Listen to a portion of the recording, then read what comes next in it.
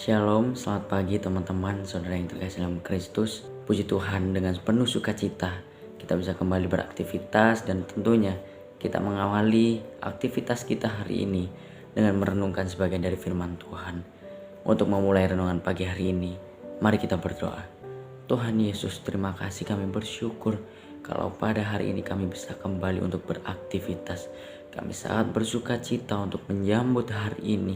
Biarlah kami bisa mengawali pagi hari ini dengan merenungkan sebagian dari firman-Mu.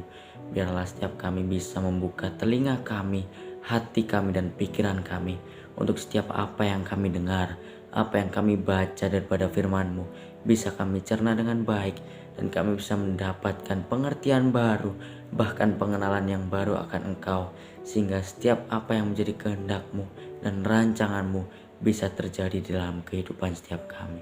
Terima kasih Tuhan Yesus, kami sudah berdoa dan mengucap syukur. Haleluya, amin. Mari kita baca sama-sama ayat Alkitab untuk renungan pagi kita hari ini. Di dalam 1 Yohanes 5 ayat 19 sampai 21. 1 Yohanes 5 ayat 19 sampai 21. Kita tahu bahwa kita berasal dari Allah dan seluruh dunia berada di bawah kuasa si jahat. Akan tetapi kita tahu bahwa anak Allah telah datang dan telah mengaruniakan pengertian kepada kita supaya kita mengenal yang benar dan kita ada di dalam yang benar, di dalam anaknya Yesus Kristus. Dia adalah Allah yang benar dan hidup yang kekal. Anak-anakku, waspadalah terhadap segala berhala. Ketika mendengar kata berhala atau menyembah berhala, apakah yang terlintas di pikiran saudara? Mungkin saudara akan memikirkan patung, tugu, batu, atau mungkin roh jahat. Benar, itu adalah berhala yang kita tahu ada di zaman dahulu atau di zaman Alkitab dulunya. Namun, dengan berkembangnya zaman, berhala yang ada pun tidak hanya sekedar itu saja. Ini adalah salah satu kemampuan iblis, yaitu membuat manusia jatuh dengan menyesuaikan perkembangan zaman. Iblis begitu paham bagaimana menjatuhkan manusia dengan menyesuaikan keupdatean zaman now. Kalau dulu iblis menjatuhkan Adam dan Hawa dalam dosa dengan menggunakan ular, sekarang mungkin ini gak akan mempan. Seekor garaga aja berhasil dijinakkan oleh pawangnya, yaitu sang panji petualang. Berhala sekarang tidak hanya sekedar tugu, patung, atau batu yang dibuat lalu disembah, tetapi berhala ada di sekitar kita, teman-teman. Ketika ada sesuatu yang melebihi Tuhan dalam hati kita, itulah berhala.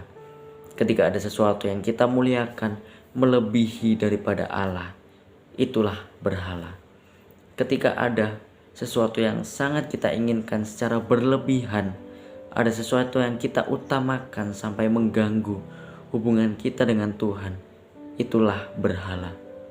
Kalau dulu berhala biasa kita tahu dengan menyembah patung, batu, atau roh jahat.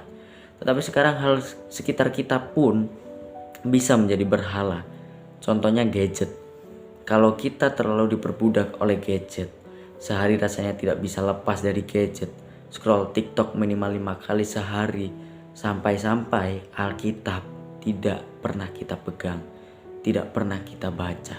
Waktu untuk Tuhan menjadi terganggu, hubungan dengan Tuhan jadi tidak intim, itu juga berhala. Bahkan hal yang harusnya positif bisa menjadi berhala jika ketertarikan kita terhadap hal itu melebihi ketertarikan kita terhadap Tuhan Yesus Kristus dan kebenarannya. Apa contohnya? Berolahraga. Ketika ketertarikan kita terhadap olahraga mengurangi ketertarikan kita terhadap Tuhan Yesus Kristus, itulah berhala. Ketika kita melakukan olahraga, kita berfokus olahraga, namun hubungan kita dengan Tuhan Yesus menjadi berkurang, itulah berhala.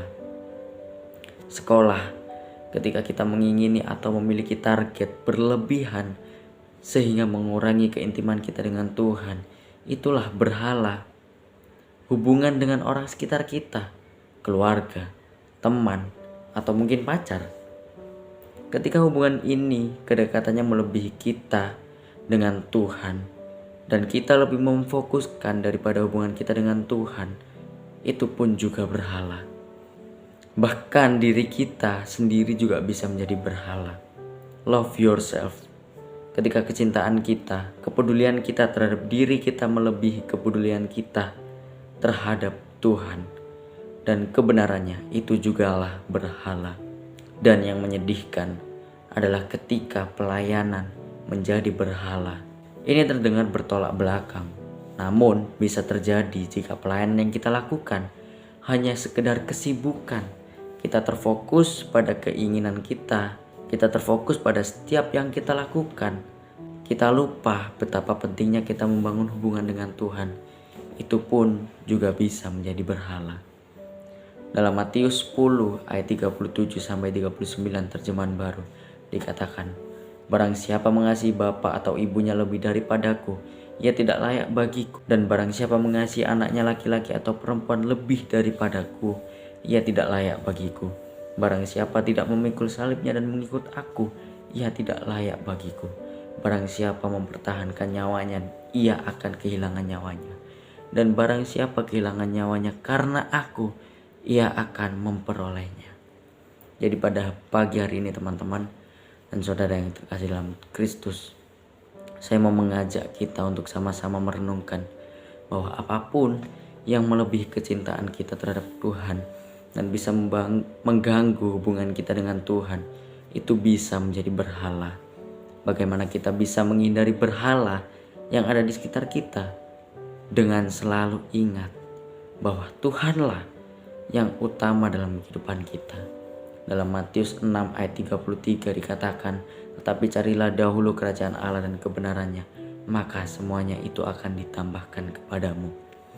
Kita mesti sadar, setiap kekuatan kita itu semua berasal dari Tuhan. Maka apapun yang kita lakukan juga seharusnya kita lakukan untuk memuliakan namanya, untuk memuliakan nama Tuhan. Dengan demikian, apa yang kita lakukan dan motivasi kita dalam melakukan sesuatu tidak akan bertentangan dengan kehendak Tuhan. Dan saya yakin keupdatean iblis dengan berhala yang ada zaman sekarang akan hancur ketika kita membangun hubungan yang dekat dengan Tuhan. Kuasa Roh Kudus yang begitu kuat akan nyata dalam diri kita. Mari kita berdoa. Tuhan Yesus Kristus, kami bersyukur kalau pada pagi hari ini kami sudah merenungkan sebagian dari firman-Mu untuk mengawali aktivitas kami.